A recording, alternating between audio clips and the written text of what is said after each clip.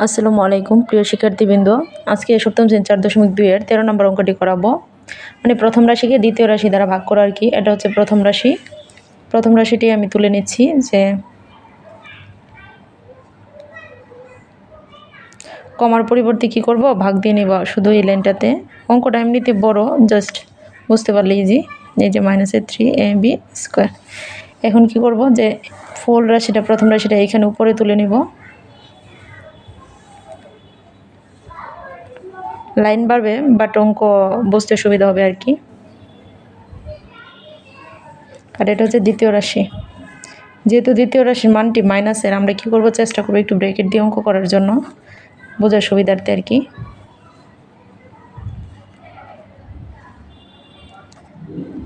এখন এইখানে যেহেতু মাইনাস আছে, এই যে আবার আমরা দ্বিতীয় রাশিটাকে কি করব, এই যে a⁴, b⁴, c⁴, এই যে মাইনাস। আমাদের কাজ হচ্ছে এটা প্রত্যেকটা জিনিস আলাদা আলাদা দিয়ে দেওয়া।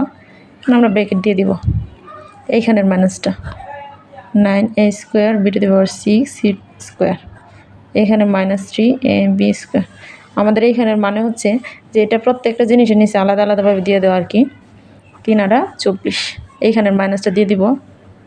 আর ভূমি এক পাওয়ারগুলা ভাগাকার আছে 2 - 1, 2 - 2। আর এখানে সি যেহেতু কিছু নাই, শুধু সি, এইখানের মাইনাসে মাইনাসে কী হয়ে যাবে, প্লাস হয়ে যাবে। 3 × 5 = 15, 5। এইখানে এর উপরে 4 আছে, এখানে মনে মনে 1 আছে, 1 বিয়োগ আর কি, 4 - 2। আর এখানে সি তো নিচে নাই, এখানে c⁴ যেমন আছে তেমনই, -7 প্লাস 3 3 কত, 9, 3। এর উপরে 2 মাইনাসে এখানে 1 আছে, 6 থেকে 2 বিয়োগ, আর c² যা আছে তাই। এখন আমরা কি করবো, -8, 2 থেকে 1 বিয়োগ করলে হচ্ছে 1, আবার 2 থেকে 2 বিয়োগ করলে হচ্ছে 0, c 5, 4 থেকে 1 বিয়োগ করলে 3, আবার 4 থেকে 2 বিয়োগ করলে 2, আর c এর উপরে 4 আছে, যা আছে তাই। 2 থেকে 1 বিয়োগ করলে হচ্ছে 1, 6 থেকে 2 বিয়োগ করলে হচ্ছে 4, c² যা আছে তাই।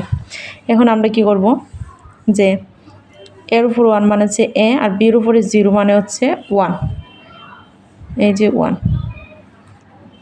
আর এটা যা আছে তাই লিখে নেব। আর এর উপর 1 মানে হচ্ছে 1, b⁴ যা আছে তাই। এখন শুধু এই লাইনটাতে শুধু 1 দিয়ে এটাকে গুণ করলে মানে -8ac। এমনি দেখতে বড় অঙ্কটা, কিন্তু অনেক ইজি আর কি।